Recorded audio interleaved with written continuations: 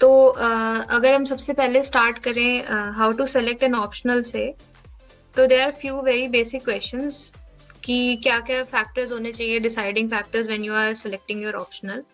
सो सबसे पहले तो लेवल ऑफ कंफर्ट या फेमिलियरिटी होनी चाहिए, जो जिस भी सब्जेक्ट में आपको कंफर्टेबल लग रहा है। A lot of people have this thinking कि ह्यूमैनिटीज के सब्जेक्ट ज्यादा स्कोरिंग होते हैं और साइंस के उतने स्कोरिंग नहीं होते, या उल्टा इसका। People have their own notions, क्योंकि स्केलिंग अप स्केलिंग डाउन की भी बात करते रहते हैं। But most important thing is कि आप कंफर्टेबल हैं कि नहीं उस सब्जेक्ट में। अगर आपको बहुत ज्यादा एक्स्ट्रा एफर्ट डालना पड़ गया तो आप डाल पाएंगे कि नहीं डाल पाएंगे उस चीज में। If you are familiar with it, it will be easier for you.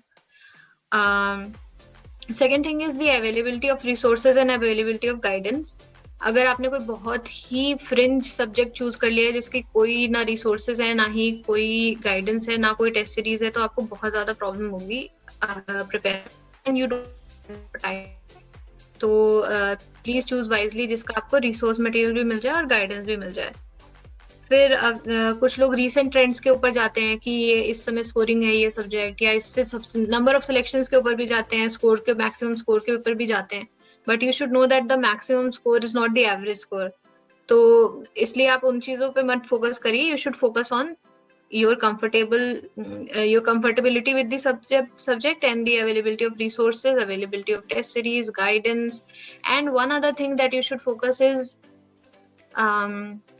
you should focus on the overlap between the syllabus of your optional and the GS का syllabus. So if there is a good overlap, then आपका effort बचेगा, आपको clarity रहेगी, आपका GS का paper भी अच्छा होगा. So for example, I had agriculture optional, तो इरिगेशन वाला पूरा पार्ट जो ज्योग्राफी से काफी ओवरलैप करता है, जीएस के पोर्शन से ओवरलैप करता है. Then there is land reforms, there are other issues जो जीएस 3 के पेपर से काफी ओवरलैप करता है. तो that helps in the preparation. आपका थोड़ा टाइम और एफर्ट सेव हो जाता है. देन अदर थिंग इज कि अगर आपके पास बहुत कम टाइम है, आपने बहुत लेट स्टार्ट किया, then don't pick a subject which will require you to start from the scratch. तो एक टाइम का फैक्टर भी इंपॉर्टेंट होता है, कितना एफर्ट आपको लगाना है, कितना टाइम है आपके पास. तो that is also very important. And when to prepare, how to prepare, how much time is needed, ये सब क्वेश्चंस हैं. It is all subjective, it depends on how much time you have. ये तो ऐसे एग्जाम है जिसमें जितना भी टाइम मिल जाए इट्स नॉट इनफ. तो how to approach any optional. तो अप्रोच मेरी तो ये थी कि there are 2 parts to any optional, static part and the dynamic part. तो static part as the name suggest काफी स्टैटिक है और वो जल्दी चेंज नहीं होता. तो उसके लिए बेसिक सोर्सेज और बुक्स होती हैं जो इजिली अवेलेबल हैं. आप एक बार भी सर्च करोगे नेट पे, you will find the book list and everything. Second thing is the dynamic part, जो कि एक्चुअल हार्डवर्क इस जगह लगता है आपका. You require time for this portion. You need to put in a lot of effort for the dynamic portion, and it will help you in the interviews also if you put good effort in the dynamic portion. तो ये newspapers से, dedicated magazines होती हैं, debates देखते हैं, या फिर discussions होते हैं online, इनको आप follow कर सकते हो dynamic portion के लिए.